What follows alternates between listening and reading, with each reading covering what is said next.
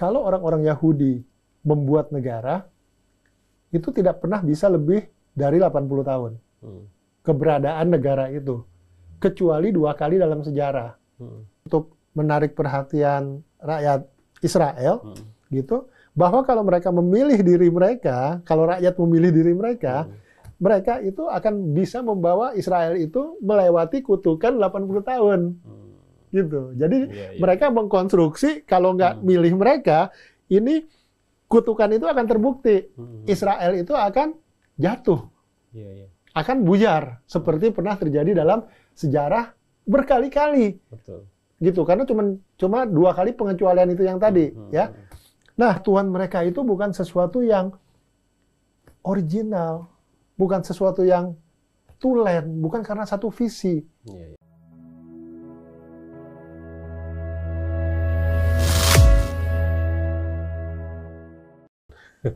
Ya, bismillahirrahmanirrahim. Memang kalau kita lihat perkembangan mutakhirnya ini kan, tadi disampaikan oleh Abu Ubaidah ya, tentu beliau melihat berdasarkan perspektif yang berkembang di Hamas.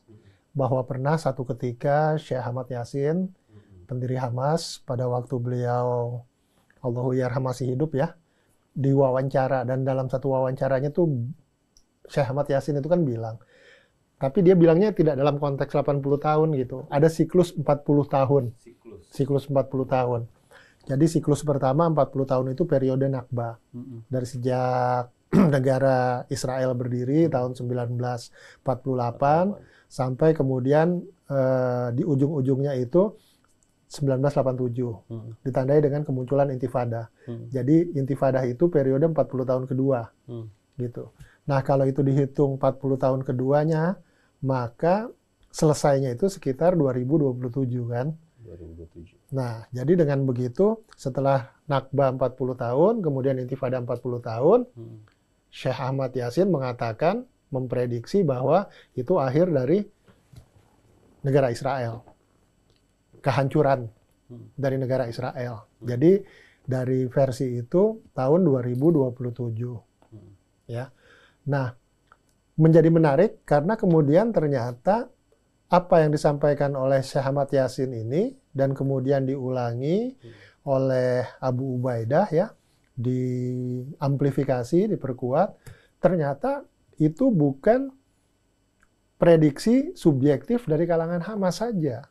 Gitu. Jadi di kalangan para Yahudi sendiri, di kalangan Zionis maupun yang ultra ortodoks yang non Zionis, ternyata mereka punya semacam quote-unquote kepercayaan itu. Gitu. Jadi kalau dalam versi mereka itu yang disebut, kalau dalam bahasa Inggrisnya itu the curse of 8 decade ya. Jadi kutukan dari dekade ke-8, dasawarsa ke-8. Karena satu dasawarsa itu 10 tahun, maka ke-8-nya itu kan mulai tahun 81 dan seterusnya. Gitu. Nah, apa kutukan dari dekade ke-8 ini dalam pemahaman orang-orang Yahudi sendiri ya, kalau kita pakai apa yang mereka lihat. Jadi mereka punya sebuah kepercayaan yang sudah menjadi hampir keyakinan sendiri di kalangan mereka. Terlepas apapun atribut keyahudian mereka, mau yang religius, mau yang sekulernya ya, mau yang zionisnya, mau yang lebih culturalnya, gitu, bahwa kalau orang-orang Yahudi membuat negara, itu tidak pernah bisa lebih dari 80 tahun. Keberadaan negara itu. Kecuali 2 kali dalam sejarah yang bisa melewati itu. Nah, yang pertama itu yang periode, kalau disebut dalam istilah mereka itu, UKI, United Kingdom of Israel, melalui 3 raja besar mereka. Raja Saul, Raja David, ya, dan Raja Solomon ya. Ya, kalau di kita yang 2 terakhir ini kan bukan cuma sekedar raja-raja, tapi juga nabi-nabi mulia gitu ya, ayah dan anak. Nah, yang pada periode ini, yang kemudian salah satu kotanya, ibu kotanya itu pernah di Yerusalem Timur, di penghujungnya, sebelumnya pernah di Hebron selama 5 tahun. Tapi ini bukan Hebron sekarang ya, Hebron dulu ini kan. Jadi sekitar tahun 1043, 1045 sebelum Masehi sampai sekitar tahun 900-an sebelum Masehi itu periode awalnya itu mereka melihat keberadaan sejarah kerajaan itu bisa sekitar 80 tahun. Tapi memasuki tahun 81 ternyata perpecahannya itu mulai terlihat jelas. Sampai kemudian menjadi dua kerajaan besar, yang kerajaan yang disebut Israel sendiri dan yang di bawahnya Yudea, yang sekarang di daerah Gaza dan sekitarnya. Yang Israel yang lebih ke utara, yang lebih ke tepi barat ya, yang ke Yerusalem sampai perbatasan dengan Lebanon dan Syria ya, di situ gitu. Nah, yang kedua kemudian dalam periode yang disebut Hasmonashim kalau bahasa Ibraninya itu ya, kalau versi Inggrisnya namanya Hasmonean. Nah, periode Hasmonean ini juga mereka mendekati 80 tahun. Tapi di tahun ke-77-nya, jadi ini kan juga namanya prediksi, nggak tepat, betul, akurat gitu.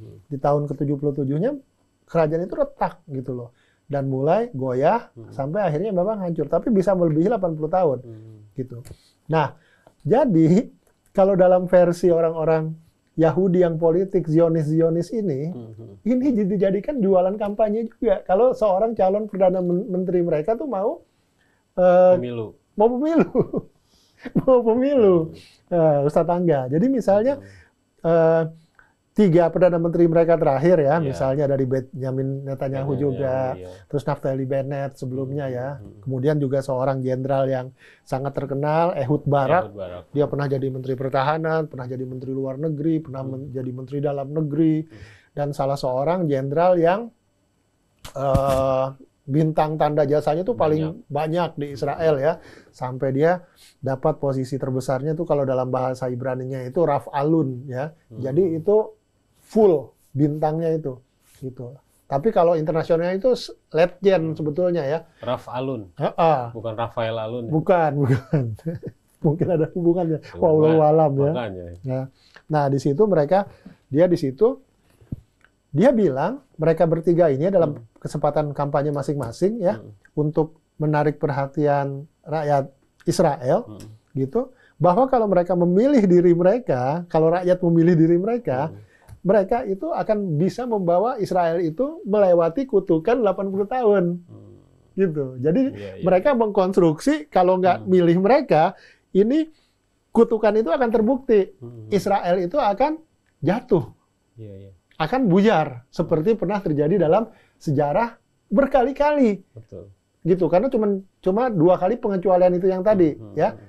Nah, mereka ingin para Zionis ini ya, para political leaders-nya ini yang dari kalangan gerakan politik Yahudi Zionis ini, mereka ingin mencatatkan diri mereka sebagai pemimpin politik yang ketiga yang berhasil membawa negara Israel itu melewati 80. umur 80 tahun. Gitu. Jadi kan ini anehnya begini ya. Kepercayaan ini bukan hanya diyakini oleh mereka yang ultra-ortodoks. Bukan hanya yang mempelajari Talmud, yang Tanakh gitu-gitu ya. Kalau mereka itu berdasarkan pembacaan mereka terhadap sumber-sumber tekstual mereka, itu kan kurang lebih memang kita bisa memahami itu gitu.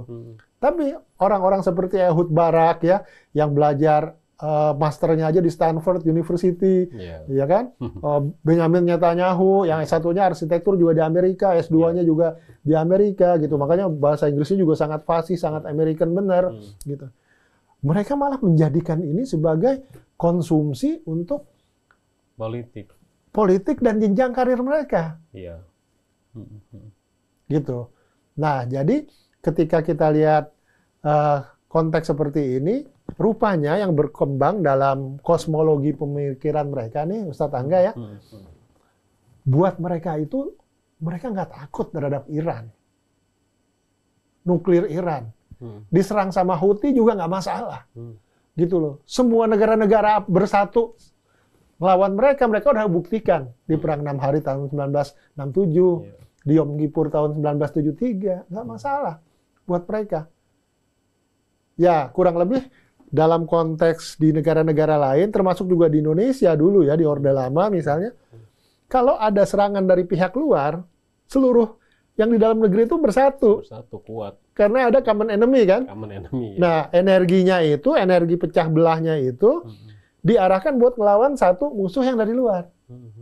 Tapi begitu musuh dari luar tidak ada, di antara mereka sendiri itu kemudian kelahi. Fitnahnya dari dalam. Ya, jadi ada satu tulisan yang terbaru saya baca dari salah seorang ahli politik mereka ya, namanya Menachem Rahat ya. Dia juga seorang jurnalis terkenal di Israel. Dia menulis gitu. Jadi sebetulnya orang kita itu nggak pernah takut dengan musuh dari luar. Tetapi musuh terbesar dari bakal hancurnya negara ini adalah ketika perbedaannya itu semakin besar di antara ini mereka. Nah, tahun 2017 itu Presiden Israel namanya Reuven Rivlin ya pernah bilang bahwa kalau di kelompok-kelompokan Yahudi yang berdasarkan afiliasi politiknya sekarang ini itu cuma ada 4 kelompok. Yang paling kecil itu yang Zionis, cuma 15%. Nah, terus habis itu ada yang ultra-ortodoks, yang tidak percaya di Zionis kan? Boro-boro percaya Zionis. Menyanyikan lagu kebangsaan aja nggak mau mereka. Terus yang berdasarkan Arab, ya, yang Jus Arab, yang berdarah Arab. Ini mereka juga nggak mau. Tapi sedikit itu. Iya. Terus yang terakhir ada yang secular Jews.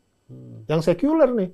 Gitu ya, yang tipikal orang-orang sekuler di seluruh dunia, tapi yang di ininya juga ada sekarang.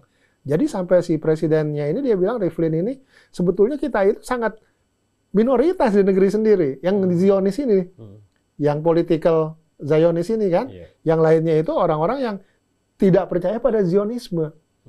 Gitu. Nah, sebagai penutup bagian ini dulu ya, sebagai awal diskusi kita, dari dunia Islam dulu, ada seorang presiden dari Tunisia, namanya Habib Bourguiba, ya.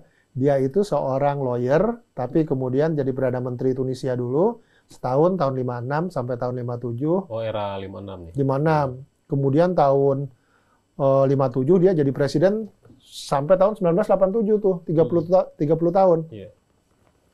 Ada satu ucapan dia yang rupanya oleh orang-orang Yahudi, orang Israel itu sering diulang-ulang, termasuk dalam tulisan si Menachem Rahat ini, gitu. Jadi mereka bilang, mengutip si Habib Bourguiba ini, Habib Bourguiba ini bilang kepada orang-orang negeri-negeri Arab, orang Yahudi itu nggak usah dilawan katanya, biarin aja, ntar juga mereka saling berantem sendiri, mereka bunuh-bunuhan sendiri, akan habis negara itu.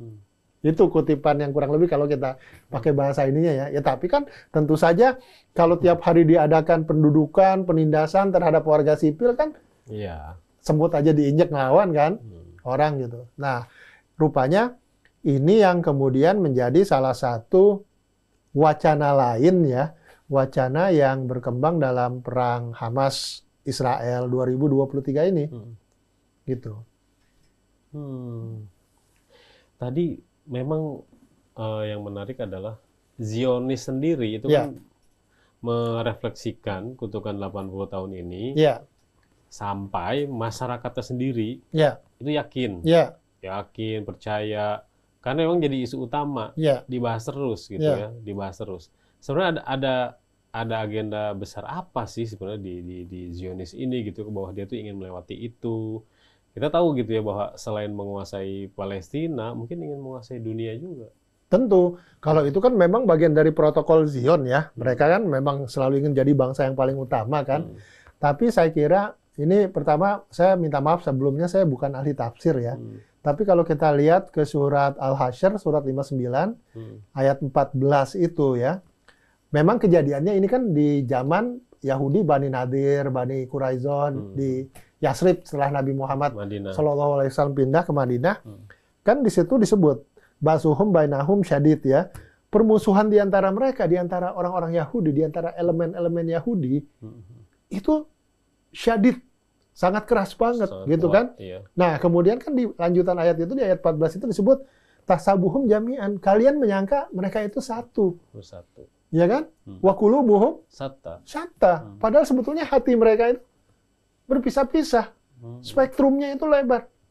Betul loh kalau kita lihat sekarang itu sebetulnya ya cuma kalau mereka under pressure mereka jadi satu.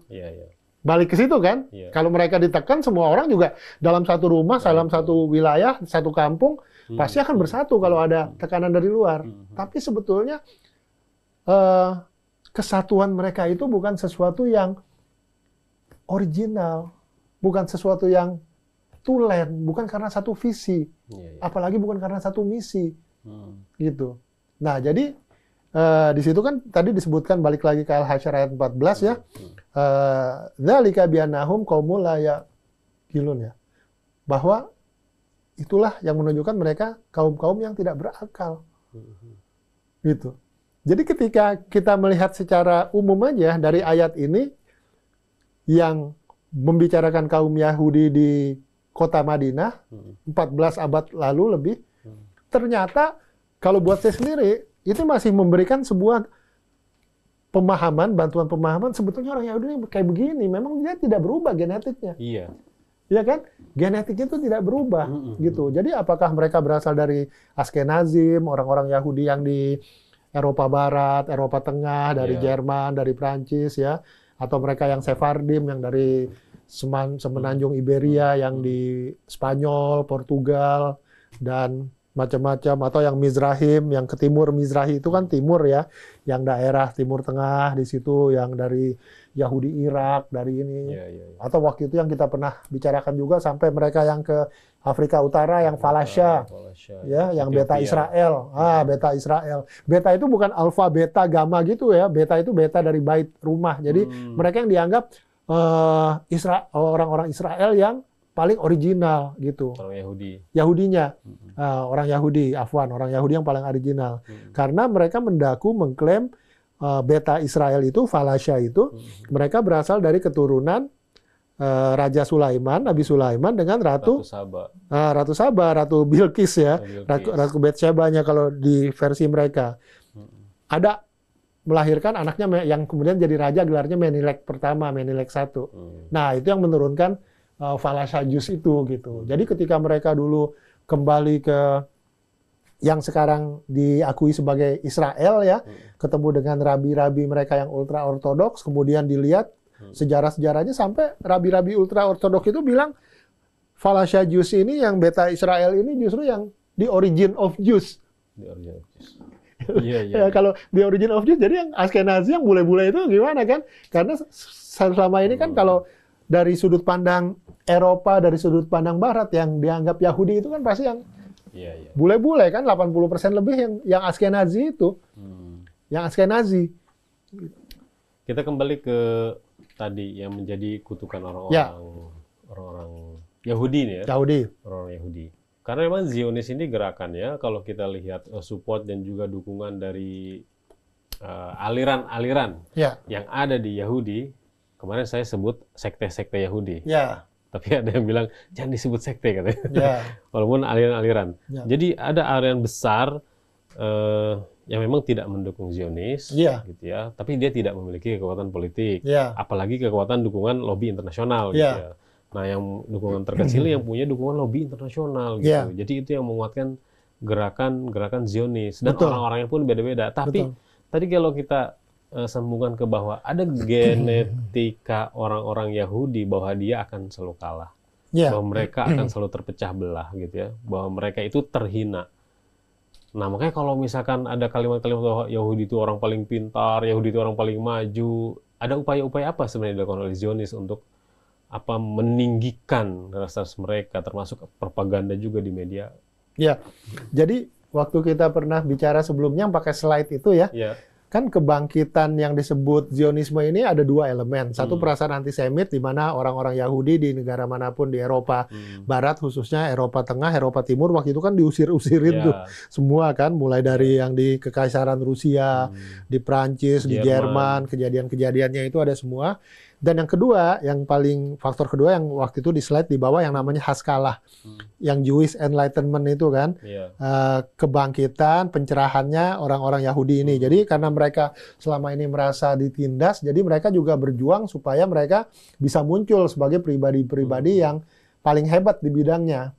Di sains juga kan, di fisika, di kimia, di biologi, sampai dulu kelompok prototip Yahudi pertama itu kan ketuanya namanya Leon Spinker. Dia seorang fisikawan yang terkenal sebelum era Albert Einstein gitu. Jadi Leon Spinker ini yang pertama bikin dulu namanya kelompoknya itu The Lovers of Zion, para pencinta Zionis ya, Hovevei Zion kalau bahasa Ibraninya itu. Nah, lalu kemudian singkat cerita nih ya, pada waktu tahun 1936 dan sampai tahun 1939 itu kan ada yang disebut Arab Revolt, Arab Palestinian Revolt di bekas tanah jajahan Inggris waktu itu ya. Karena mereka melihat nih pemerintahan Inggris mandat di Palestina itu, mereka kan melanjutkan dari Ottoman. Ottoman kan kalah di Perang Dunia Pertama. Nah, Inggris ini kan terlalu baik terhadap orang-orang Yahudi yang datang, yang migrasi ke situ kan. Jadi mereka selama 3 tahun kan orang-orang Arab itu angkat senjata. Betul-betul perang benar. Nah, untuk menyelesaikan itu tahun 1939 muncul white paper dari pemerintah Inggris. Perdana Menterinya yang namanya Neville Chamberlain waktu itu ya, yang Ustaz Angga ingat dari pemain sepak bola. Neville Chamberlain. Jadi dia merumuskan bahwa supaya ini nggak terus-terusan konflik waktu itu ya, orang Yahudi yang boleh datang ke Palestina itu dikasih kuota 75.000 dalam 5 tahun. Berarti tahun 1939 sampai kurang lebih tahun 1944, 1945. Kuotanya kan. Dan mereka hanya boleh beli maksimal 5% dari lahan Palestina. Gitu.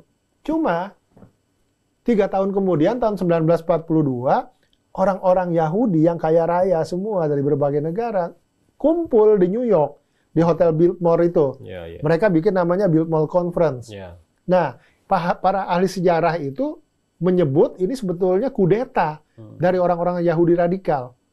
Karena mereka melawan keputusan pemerintah Inggris yang kuotanya 75.000 dalam 5 tahun.